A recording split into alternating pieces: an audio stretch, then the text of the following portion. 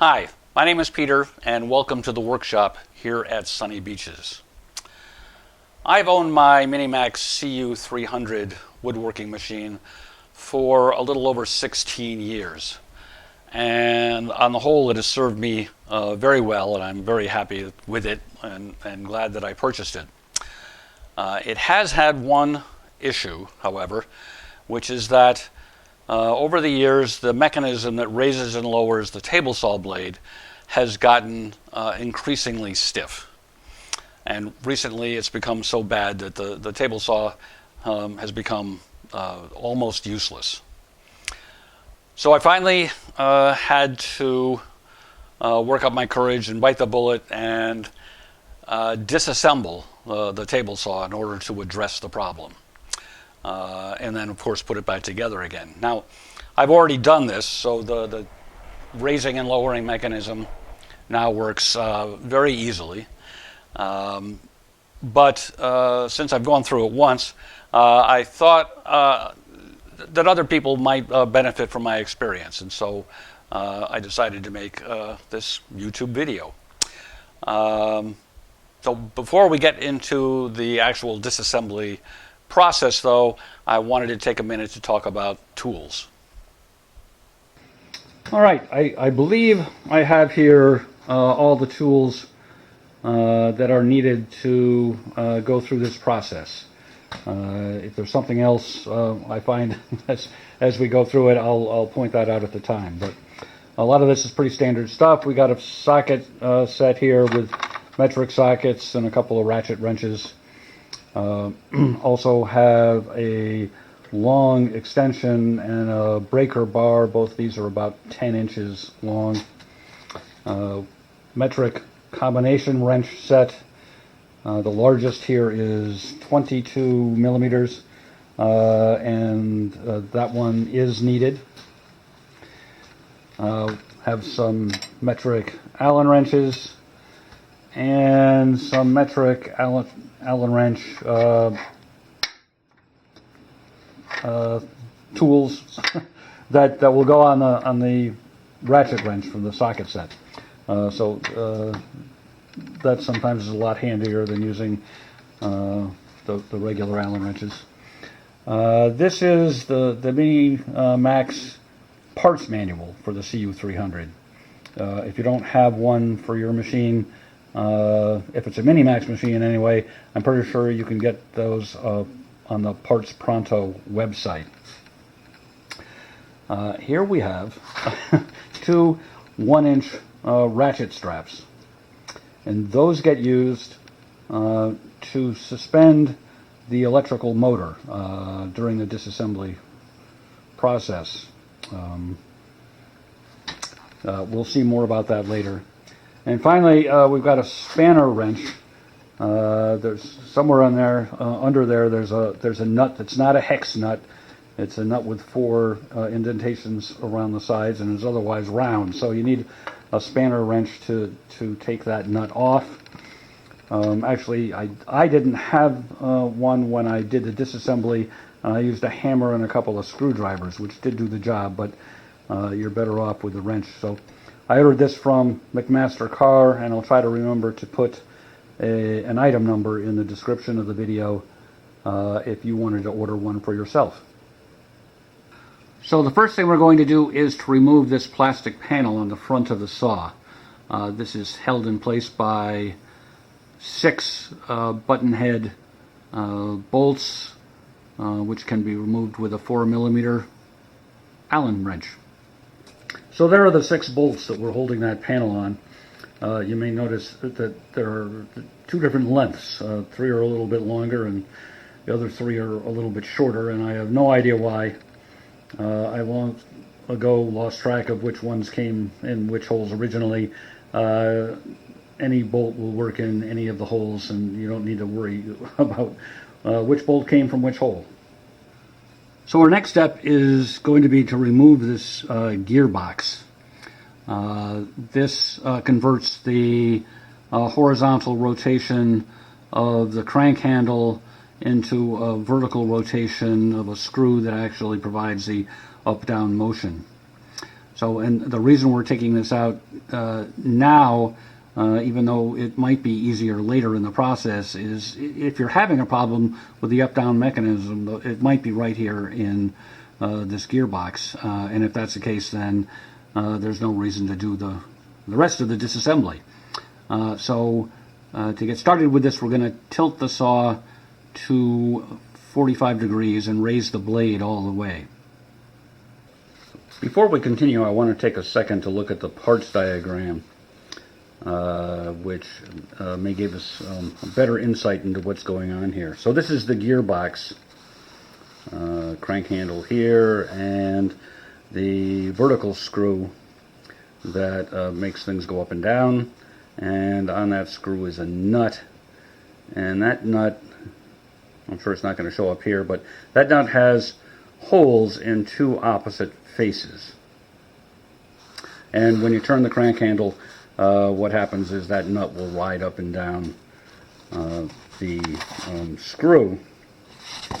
And the way that makes the blade go up and down is that, well, there's this cast iron arm in the machine. We'll see this much clearer later. At one end of that arm is mounted the saw blade here, and there's a pivot point here in the middle, and then at the front end of the machine there's a fork, and there's a set screw that comes in either side of this fork, and those two set screws will engage with the nuts, with the holes in that nut we were looking at a second ago, and basically capture it here in the end of the arm. So when the nut goes up and down the screw, it raises and lowers this end of the arm, which raises and lowers the other end of the arm. So now looking through the top of the machine, you can see the end of the arm here, this kind of greenish, grayish item. And here's the set screw, and the other one is behind it here, and we'll take that one, back that one off first. Well, here's a tool I forgot to mention at the beginning. There are definitely times when a flashlight comes in handy. So to get off the, or back off the set screw that's on the near side, I've had to reduce the angle of the table saw to, I don't know, I don't have a scale anymore, but something quite a bit less than the 45 degrees in order to give me room to get my ratchet in there to back that off. So what will happen once you get that set screw backed off far enough is that the arm will be free to rotate, and if it's able to rotate freely, this front end of the arm will go up and the blade will go down. Of course, when I did it, my arm would not rotate freely, so it just stayed in place. So the nut that was captured is here, and it's now loose. So now the gearbox is being held in place by this nut, and that requires the 22 millimeter wrench. So there's our gearbox. That's the nut that was holding it on is a nylock style nut. I should have pointed out, and it had two very thin washers under it for some reason. But we can see that the gear mechanism works freely, so there doesn't seem to be anything wrong with it. If you needed to get to the inside, it's easy enough by removing these two button head bolts. And there's a little bit of grease in there, and probably some sawdust as well. Since the gearbox was not our problem, we're going to keep going with the disassembly process. And the next step is a pretty big one. We're going to take off the slider. The slider is supported by 4 studs, 2 at each end, and each stud has 2 nuts and 2 washers on it. And the upper nuts are really the ones used to adjust the vertical position of the slider, and we don't want to adjust the vertical position of the slider. We're going to want to put it right back where it is now when we reassemble. So we're going to be very careful not to turn those. at all. And we're just going to remove the 4 lower nuts and washers, and then we can lift the slider right off. So there's our slider. The 5.5 foot slider is light enough that it's not very difficult to pick up and carry. The 8.5 would of course be heavier, but I have no idea how much.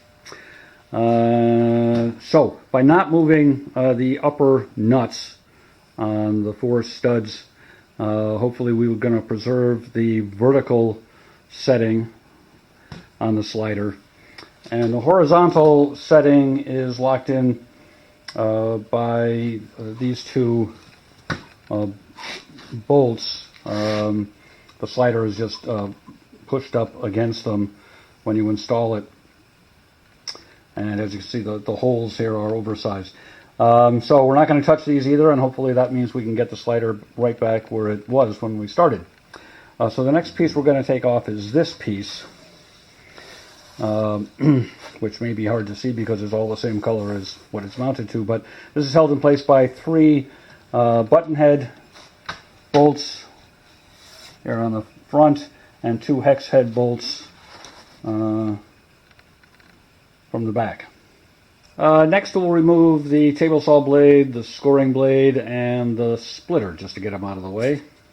So when I remove the splitter, I also remove the gizmo that it attaches to get it out of the way. Next we'll remove the outfeed table, which will be in the way later. Mine has some extra holes in it because sometimes I attach a router to it. So here's the that outfeed table upside down. The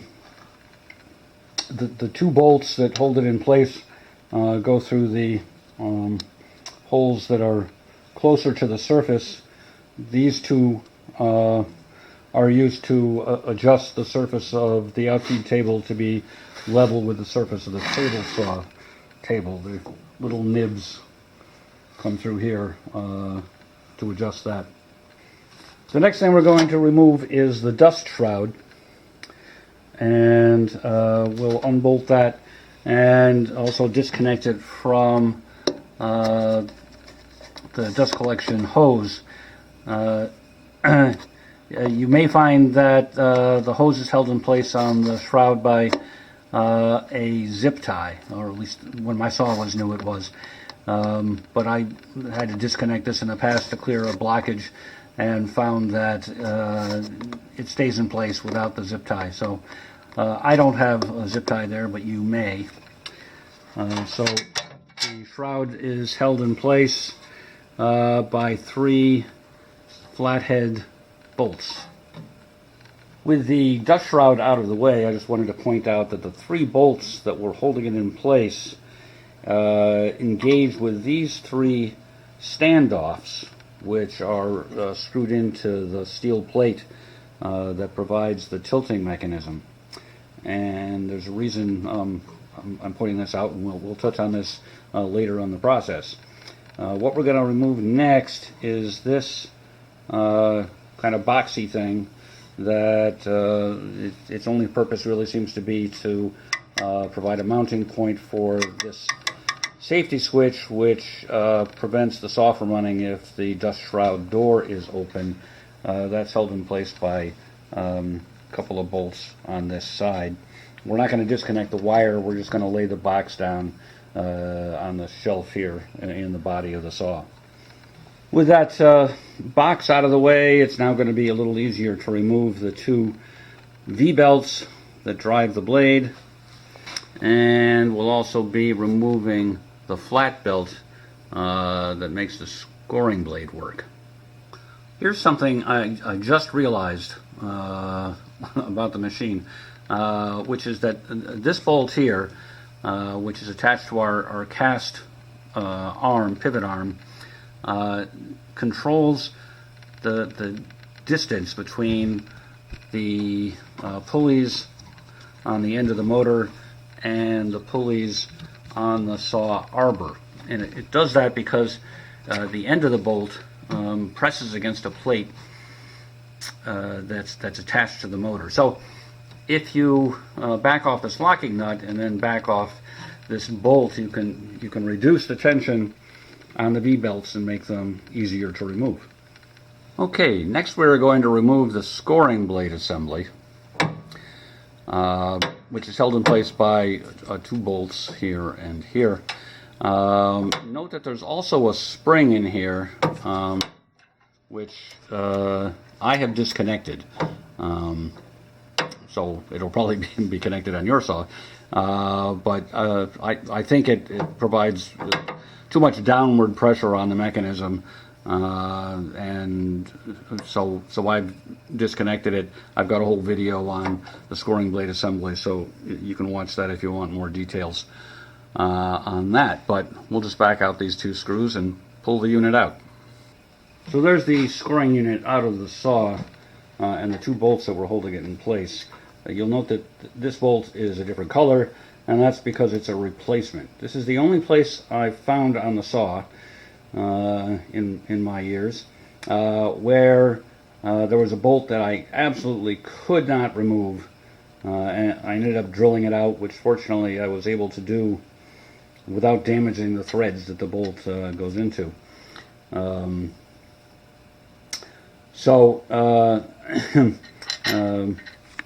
Hopefully you won't find a similar situation. Here on this longer bolt is a special little piece here that has kind of a channel in the middle of it, and that's where the lower leg of the spring here would normally engage to provide that downward pressure on the mechanism. So the time has come that we need to deal with the electrical motor.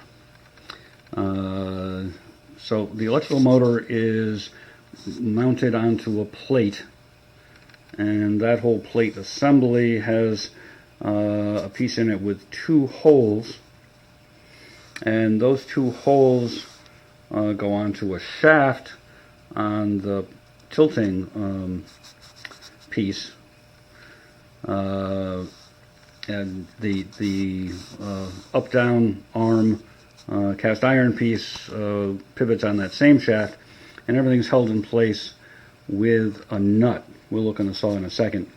But this is not a hex nut. This is the nut that we need that special spanner wrench for. So here we are looking through the front of the machine, and there's that special nut. You can see one of the little indentations here that we'll use a spanner wrench to take off. And as we back that nut off, the motor will tend to slide down the shaft. You really do have to have the arbor tilted. We're at about 40 degrees, I'd guess, at the moment, to get good access to it. So, but we can't have the motor sliding off into the bottom of the machine. And I don't know how much this thing weighs, but it's way more than I'm sure I could really cope with inside the small confines of the cabinet, the saw cabinet here. So this is where the ratchet straps are going to come into play. And I don't know how obvious it is. There's kind of a gap here at the rear of the saw. And one strap is going to go through there, and then the other strap is going to go on the shaft behind the pulleys. Okay, our 2 ratchet straps are in place. So the one that's supporting the back end of the motor basically goes around the cast iron saw table. Inside the machine, it comes to this side of the housing for the shaper, and goes under the plate here for the motor. It's not that easy to see. And then comes outside of the forward side of the plate, and then back up and around, and the hooks are engaged with each other, so so the strap makes a circle.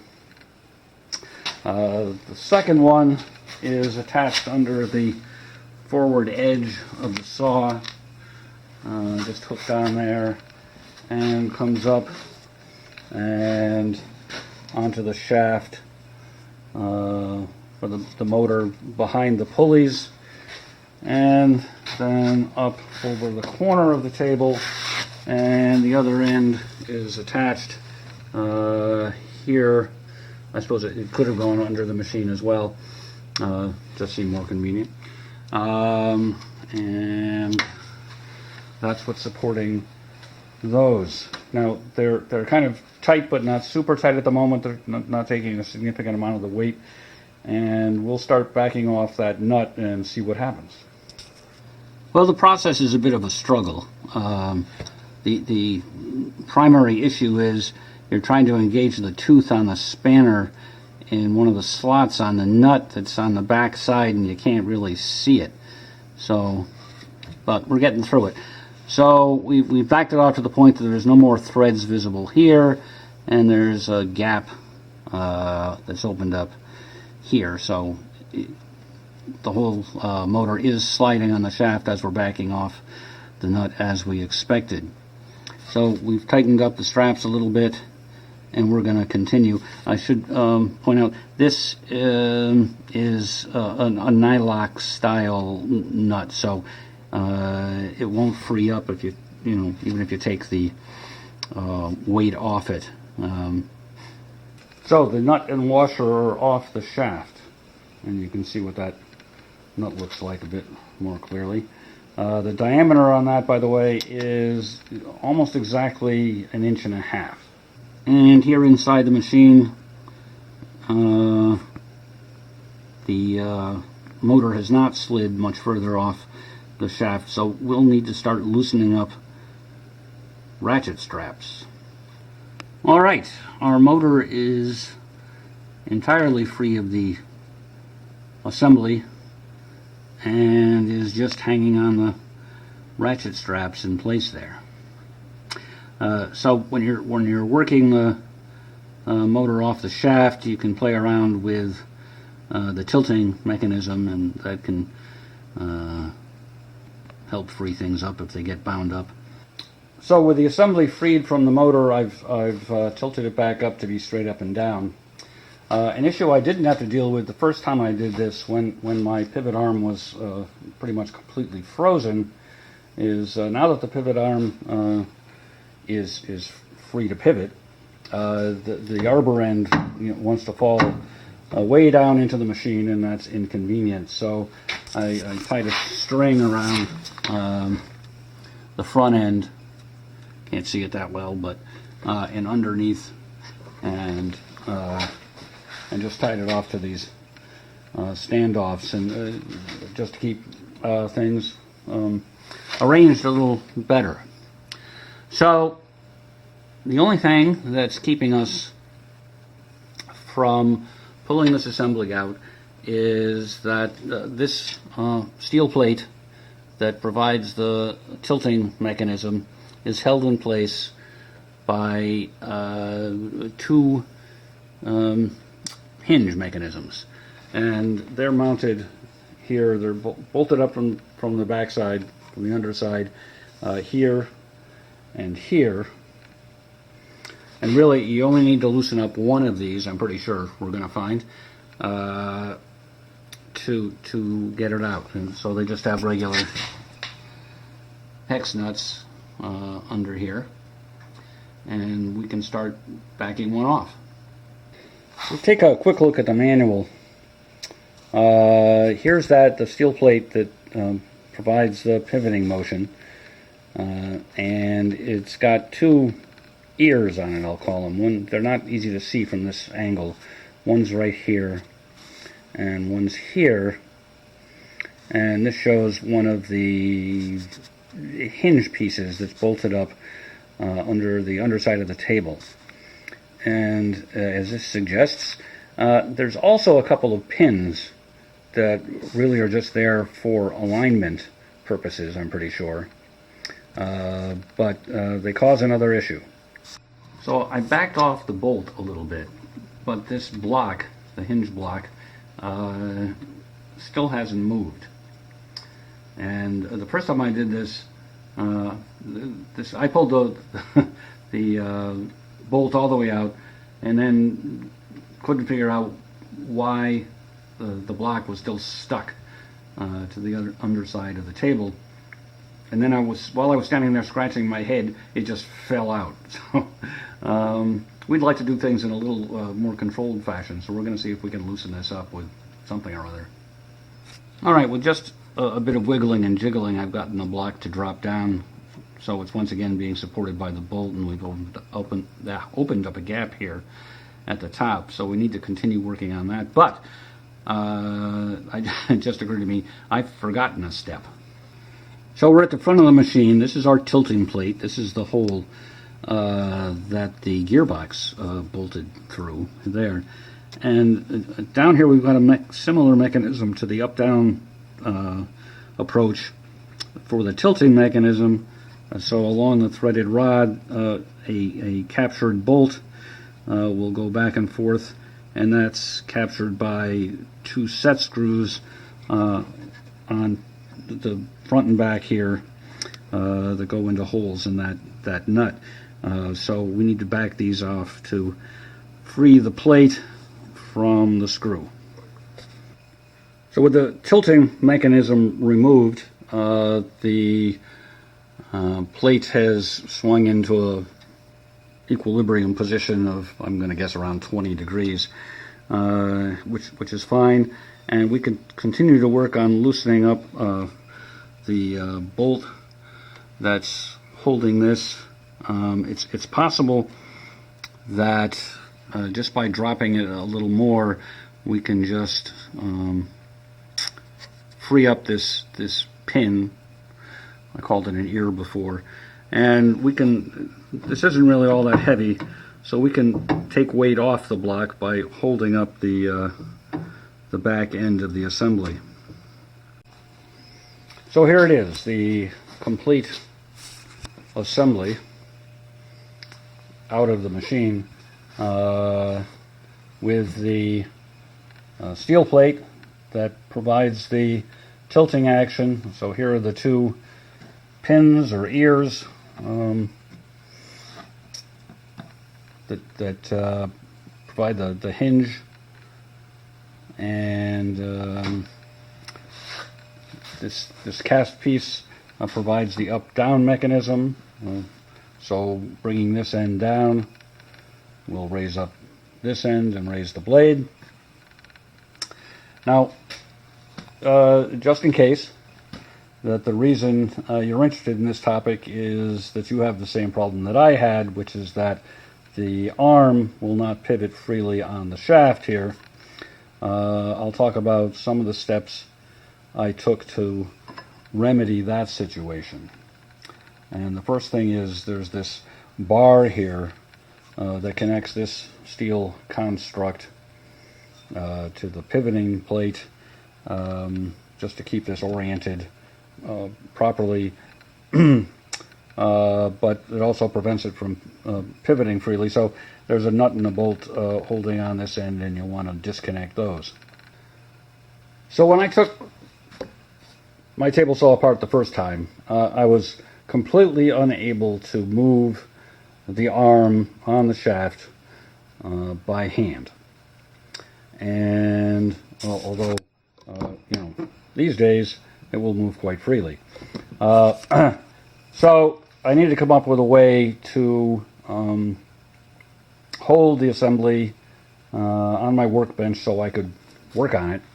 And I built this little frame just out of 2x4s, and the primary way that it holds the plate steady is it's got holes in it to accommodate the ears on the tilting plate. So there's one here. So this is all just held together with screws, and once it's together, I could clamp it to my workbench. So here is the assembly in its frame, clamped to the workbench. A couple of design aspects of the frame I'll point out. Several of these did not occur to me initially, and I had to make modifications. One is that the position of this corner, well, and some notching I did, allows the arbor end of the arm to clear, which means that the arm can be exercised over about 120 degrees, which I think is helpful. Another aspect is that right at the moment the steel plate tilting mechanism is free to rotate on its hinge pins, which sometimes I wanted, but mostly I didn't. So as it happens, there's a hole here that lines up with this part of the frame, and so a screw down through there will keep that in place. And the third aspect is that if I allowed this piece to be a little bit longer, it could have been clamped out here as well, and that would have been good. It took a lot of clamping force to keep this frame in place while I was working. So the basic technique I used was to use a penetrating oil. I used several, and I didn't find much difference between any of them. And heat, and a lot of tapping with a hammer and a wooden block, and I exercised the joint over a period of days and days, many hours. And the basic technique for that was to use an iron pipe and a couple of the pulleys for the scoring blade, and get leverage that allowed me to move back and forth. And initially, in order to budge this thing at all, I was using a pipe 5 feet long, and gradually worked down to shorter and shorter pipes, and then finally was able to move it by hand, as I said, after many hours. But that still left me with another problem. So even after I got to the point where I could rotate the arm on the shaft by hand, I still couldn't pull the arm off the shaft until I finally noticed. You recall the standoffs that were used to attach the dust shroud to the saw, and here's one of those standoffs still in place. But I noticed that the threaded holes for 2 of the standoffs were aligned in such a way that if the arm is rotated exactly correctly, it is right over those 2 holes. So I removed the standoffs and picked up a couple of bolts of the appropriate thread, which is 8 millimeters with a thread pitch of 1.25. And by applying force alternately to the 2 bolts, I was able to pretty easily move the arm along the shaft and eventually remove it. Now, I didn't have bolts that were long enough, so I would bottom them out and then put blocks, back them off, put blocks of wood and whatever. And but eventually I did free it, and I was able to clean up the joint. And then, well, then I was fixed. One other topic I wanted to cover quickly, while we had everything out of the machine and we could see what's going on, is the scoring blade belt and how it's routed around in the machine. Now, this is covered in the manual, but I think it suffers from being an exploded diagram or whatever, because every time I study this, I end up scratching my head. So this is how it goes. Starting from the scoring blade assembly, we go over the top to this small upper wheel pulley, and then around that and around the large pulley, and then around the pulley that's on the spring here. I can't exercise it with one hand. And then back over this small pulley, and then back to the scoring mechanism. So hopefully that makes it clearer.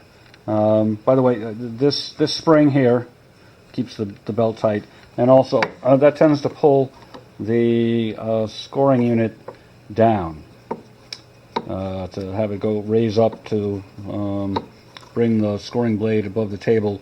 You're pulling on that spring, and that's one of the reasons that I think that the additional spring is overkill. So one topic we need to touch on before we start putting things back together is lubrication. When I finally got this joint apart, what I found inside was a buildup of very fine black material. Not sure what it was. It may have started off life as sawdust that had worked its way into the joint. I can't be sure. Might have been something else entirely going on.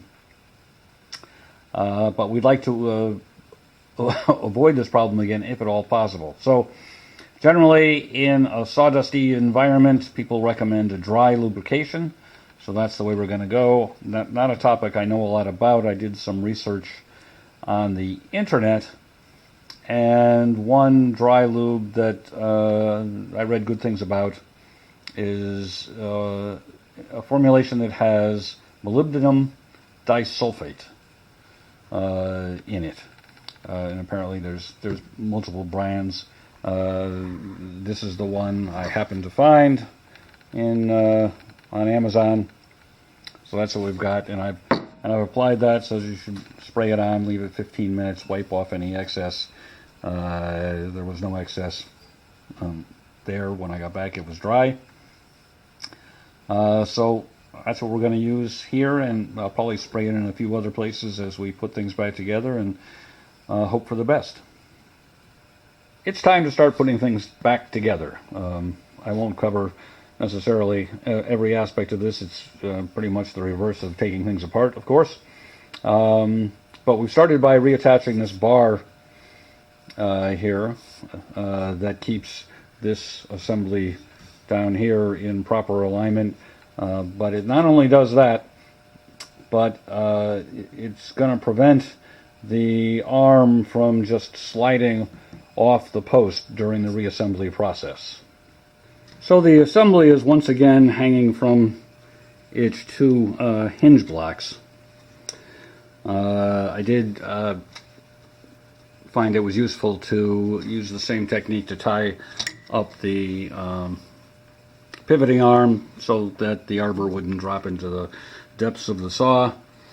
I did find it useful to loosen up the forward hinge block a little bit, and on the aft one I had it the bolt loosened up far enough to work the pin into the block, but that wasn't so far that the alignment pins became totally disengaged, so it stayed in alignment. So that worked out. It was a tight squeeze, and probably if you had to drop it down far enough that the alignment pins came out, it wouldn't be that big a deal to get things realigned. So we've recaptured the nut here on the tilting screw, and so now we can play around with the tilt angle, which will be part of the process of getting the motor back on the shaft. So we'll be tightening up the ratchet straps to lift it a little, and playing around with that angle to try to slide the motor back on the shaft. We're tilted right at 45 degrees at the moment, and we've just gotten the first hole in the motor bracket to engage with the shaft. So far so good, and we'll keep going. Well, it took a lot more wiggling about of the motor this time, as opposed to the first time, to get the motor bracket fully engaged there on the shaft. But it's on there now. It didn't really take that long, and so now we can put the washer and that special nut on there to keep things in place. So I tightened up that nut until I felt some resistance, and at that point both the motor and the pivoting arm will still rotate freely. So I think I ran out of thread, and that's where I'm going to leave it. As a next step, we put the main belts back on for the saw blade and the flat belt for the scoring blade, which is a lot easier to put on with a saw torn apart like this. I forgot to mention in that last clip that, of course, before putting on the belt for the scoring blade, I had to remount the scoring blade assembly. So now we've also reattached the gearbox so we can have up-down motion. And to facilitate that process, I actually tied the back end of the arm up so that the front end would be down where it would be easier to reach. And we've also reattached the outfeed table. Okay, so now we've reattached the box that has the safety switch in it, which is now hard to see. That's just a couple of bolts. And we reattached the dust shroud. Now make sure when you do this, you've got the hinged door section up. It's possible to put the shroud back on with the door hinged all the way down into the machine, but then there isn't room to rotate it up into the appropriate correct position. Next we can reattach the dust chute, but to do that I'm actually going to do a little disassembly. I'm going to take this side blue panel off so I can reach in there more easily. So I've managed to work the dust hose back onto the bottom of the dust shroud.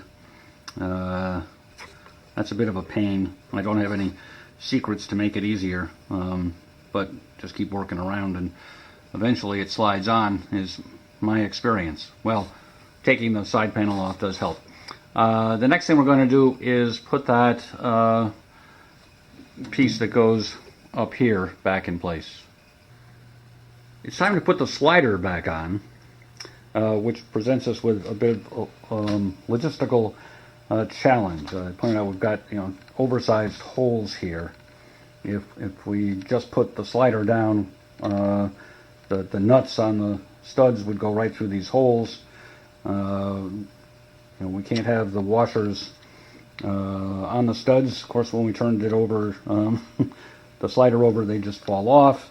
We really couldn't try to put the washers there and drop the studs in because I can't see what I'm doing when I'm lowering it, so we can be pretty sure they wouldn't line up correctly and things would be skewy.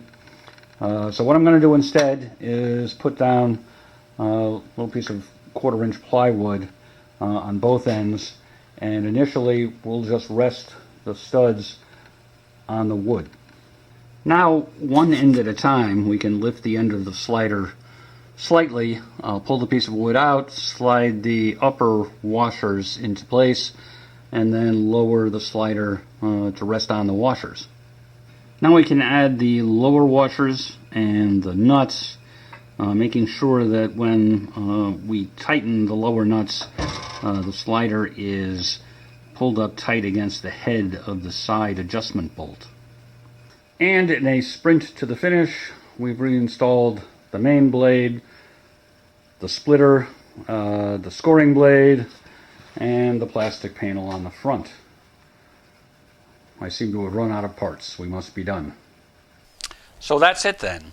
Disassembly and reassembly of a 2003 MiniMax CU300 Classic with a 5.5 foot slider. Naturally, I'm assuming that other years and similar models of MiniMax machines are constructed in a similar manner, so the process would be hopefully much the same. I meant to point out during the middle of this that once the table saw mechanism was removed from the machine, the rest of the interior of the cabinet was much more accessible. So if you had to tackle a project like replacing the V-belts for the jointer planer, or some kind of repair to or adjustment to the safety switches for the jointer planer, that one approach is to get the table saw out of the way and tackle it that way. So I hope you found this useful or informative or maybe entertaining. And until next time, thanks for watching.